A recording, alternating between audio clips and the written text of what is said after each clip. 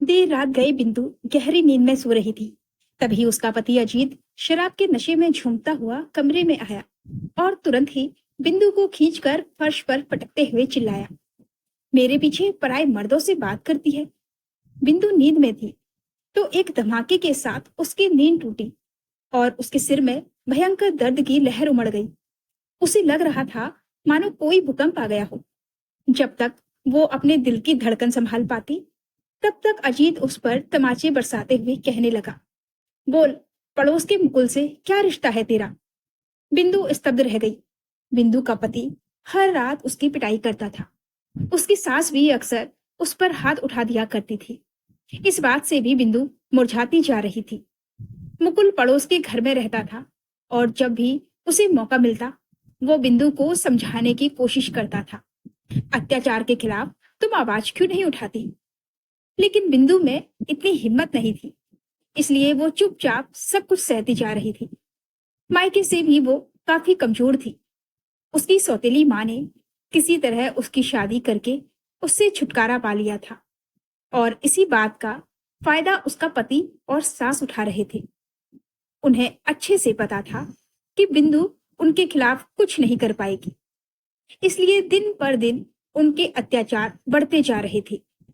बिंदु को चुप देखकर अजीत उसके बाल पकड़कर खींचते हुए उसे कमरे से बाहर ले आया और उसकी पिटाई करने लगा।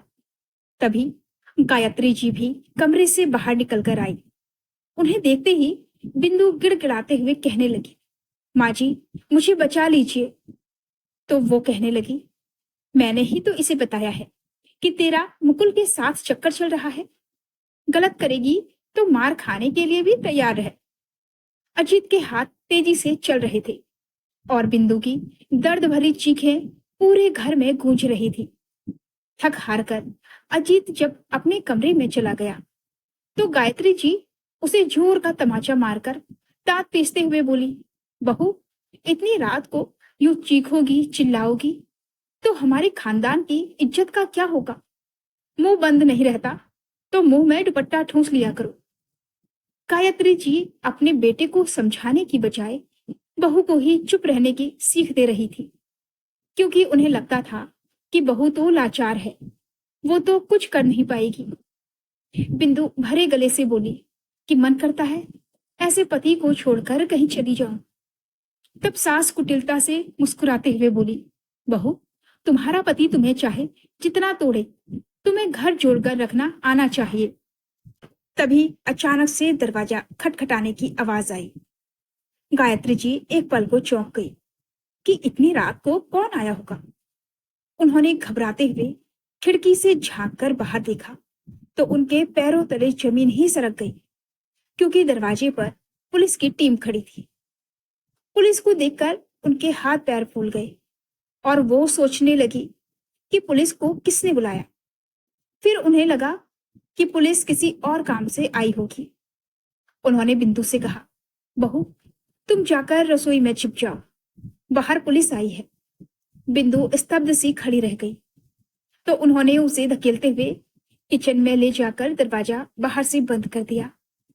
फिर उन्होंने मुख्य द्वार खोला तो इंस्पेक्टर करण ने सपाट लहजे में कहा, आपकी बहू कहाँ है। पड़ोस के घर से फोन आया था कि आपके घर से आपकी बहू के चीखने चिल्लाने की आवाजें आ रही हैं। गायत्री जी हल्के से मुस्कुराने की कोशिश करते हुए बोली, ऐसी तो कोई बात नहीं है इंस्पेक्टर साहब, सारे पड़ोसी जलते हैं हमसे, तो वो लोग झूठ बोल रहे होंगे। हमारे घर में तो सब ठीक ठाक है। तब इंस्पेक्टर करण ने गंभीर स्वर में कहा, तो ठीक है, जरा बुलाइए अपनी बहू को। अब गायत्री जी के होश उड़ गए थे। बहू का चेहरा याद आते ही उनका सिर चकराने लगा, क्योंकि उसके चेहरे पर चोट के निशान साफ दिखाई दे रहे थे। उसके फटे हुए कपड़े, होठ के किनारे से बहता हुआ खून और उजड़े हुए बाल देखकर तो कोई भी बच्चा भी बता देता कि उसकी पिटाई हुई है। उधर कमरे के भीतर अजीत नशे की हालत में बेसुध पड़ा हुआ था। गायत्री जी के हाथ पैर फूलने लगे कि अब वो क्या करें। वो कहने लगी, मेरे बेटा बहू अभी रात में कमरे में आराम से सो रहे हैं। इस समय मैं उन्हें डिस्टर्ब नहीं कर सकती। आप लोग कल सुबह आइएगा।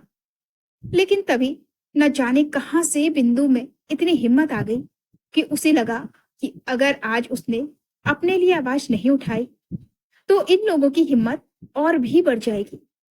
उसका मन बड़ा घायल हो गया था कि इतना कुछ होने के बावजूद उसकी सास बेटे को समझाने की बजाय उसे ही चुप रहने की सीख दे रही थी। उसने किचन के भीतर से जोर जोर से दरवाजा पीटना शुरू कर दिया। तो महिला कांस्टेबल कविता ने जाकर तुरंत ही रसोई का दरवाजा खोल दिया। बिंदु की हालत देखकर सभी लोग चौंक गए। इंस्पेक्टर करण ने गायत्री जी को घूरते हुए कहा, आपकी बहू ऐसी हालत में सोती है क्या? आपका बेटा कहाँ है? अब गायत्री जी क्या बोलती। उन्होंने अपनी नजरें चुरा ली।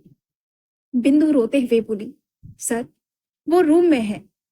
उसने आज मुझे बड़ी बेदर्दी से मारा है और जब मैं दर्द से चीख रही थी तो मेरी सास ने भी मुझ पर हाथ उठाया है।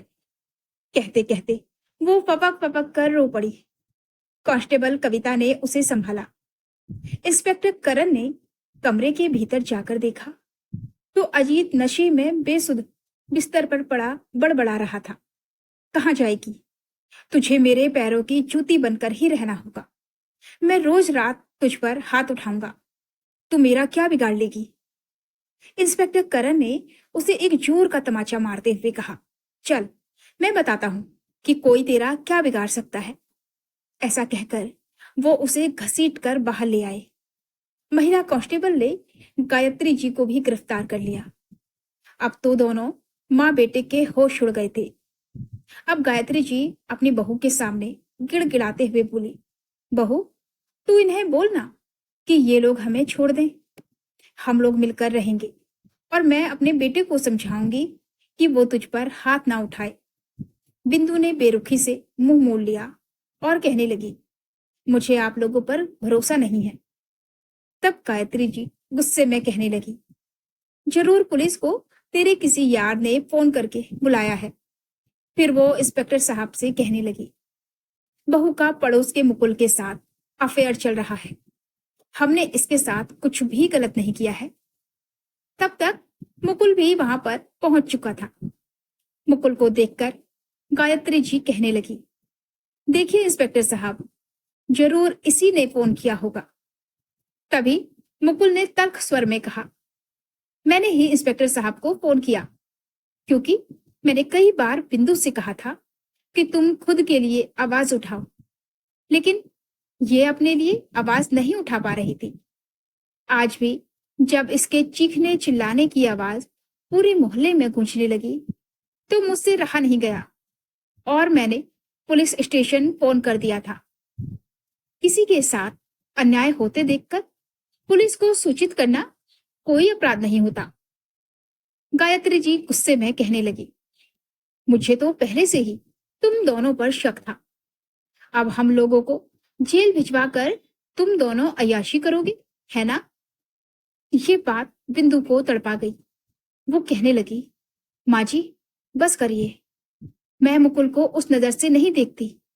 मुकुल को तो मैं अपने भाई की तरह मानती हूँ।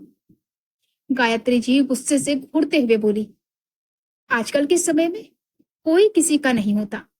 बहू, मुकुल तुम्हारा फायदा उठाना चाहता है, इसलिए तुम्हें परिवार के खिलाफ भड़का रहा है। कल को हम इस घर में नहीं रहेंगे तो वो तुम्हारा इस्तेमाल करने लगेगा। ये भी कान खोल कर सुन लो। बिंदु हाथ जोड़ते हुए बोली, जब आप लोग भी अपने नहीं हुए तो आप लोग ये मत समझाइए कि कौन मेरा अपना है और कौन नहीं। जब बिंदु के देवर को ये सब पता चला तो वो भी हॉस्टल से घर चला आया। उसे बड़ा दुख हो रहा था कि उसकी माँ और भाई जेल में है। लेकिन जब उसे पता चला कि वो लोग उसकी भाभी के साथ कितना अत्याचार करते थे तो उसने भी उन्हें बचाने की कोई कोशिश नहीं की। जल्दी ही बिंदु ने अजीत से तलाक ले लिया। इधर पूरे मोहल्ले में खबर फैल गई थी कि शायद बिंदु और मुकुल के बीच अफेयर चल रहा है। लेकिन सबकी बातों को गलत साबित करते हुए मुकुल ने इंसानियत का फर्ज निभाते हुए दोबारा से उसे पढ़ने लिखने के लिए प्रोत्साहित किया। उसकी पढ़ाई लिखाई का शुरुआती खर्च उठाया। बिंदु का अब इस घर में रहने का मन नहीं करता था। गुजारे भत्ते की रकम से उसने कॉलेज के पास ही एक छोटा सा किराए का मकान ले लिया था। बाकी रुपए को उसने फिक्स कर दिया था। उन्हीं रुपयों से उसका खर्च भी चल रहा था। कॉलेज में ही एक प्रोफेसर ने अपने छोटे भाई प्रखर के लिए उसे पसंद कर लिया। प्रखर की पत्नी उसे इसलिए छोड़कर चली गई थी क्योंकि वो कभी पिता नहीं बन सकता था। प्रोफेसर साहब ने जब बिंदु को सारी सच्चाई बताते हुए प्रखर के बारे में बताया तो बिंदु सोच में पड़ गई। उसने मुकुल से इस बारे में बात की क्योंकि उसे मुकुल पर ही सबसे ज्यादा भरोसा था। मुकुल ने भी प्रखर के बारे में खोजबीन की और फिर उसे समझाया, भले ही वो पिता नहीं बन सकता, लेकिन लड़का अच्छा है। तुम लोग भविष्य में कोई बच्चा गोद भी तो ले सकते हो। वैसे भी जिंदगी अकेले नहीं बीतेगी, आगे किसी ना किसी के साथ की जरूरत महसूस होगी। उसके समझाने पर बिंदु ने भी इस रिश्ते के लिए हाँ कर दी।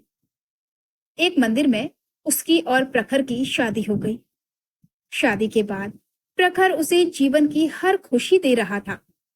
बिंदु साथ ही साथ अपनी पढ़ाई भी पूरी कर रही थी। पढ़ाई पूरी होने के बाद उसने एक प्राइवेट कंपनी में नौकरी भी कर ली थी। घर को अच्छे से संभालते हुए दोनों पति पत्नी अच्छी जिंदगी व्यतीत कर रहे थे। 4 सालों के बाद बिंदु और प्रखर ने मिलकर अनाथ आश्रम से एक प्यारी सी बेटी को गोद लिया। आज उसके जीवन में खुशियों की कोई कमी नहीं थी। मुकुल ने ये बात साबित कर दी थी कि बिना किसी रिश्ते के भी सिर्फ इंसानियत का रिश्ता निभाया जा सकता है। उस रिश्ते का कोई नाम नहीं था, लेकिन फिर भी उसने ये इंसानियत का रिश्ता बहुत ईमानदारी से निभाया था, वो भी बिना किसी स्वार्थ के। बदले में उसे क्या मिला? बस एक संतुष्टि कि उसने एक मासूम और आशा खो चुकी लड़की को थोड़ा सा सहारा देकर उसके जीवन को संवार दिया था और हमेशा के लिए उसे अत्याचार भरे जीवन से बाहर निकाल दिया था। दोस्तों, ये थी बिंदु की कहानी, जिसने चुप्पी तोड़कर अपने लिए एक नई राह बनाई और साबित कर दिया कि अगर इंसान हिम्मत करे तो किस्मत भी बदल सकती है। दोस्तों, अन्याय सहना भी उतना ही बड़ा अपराध है जितना कि अन्याय करना। अपनी आवाज उठाइए, क्योंकि आपकी चुप्पी किसी और को भी जालिम बना देती है। तो ये थी दोस्तों हमारी आज की कहानी। ये कहानी आपको कैसी लगी, प्लीज हमें कमेंट में जरूर बताइएगा। अगर आपको ये कहानी पसंद आई तो वीडियो को लाइक और चैनल को सब्सक्राइब करना बिल्कुल ना भूलें। तो फिर मिलते हैं एक और नई कहानी के साथ। तब तक के लिए हमें अनुमति दीजिए। धन्यवाद।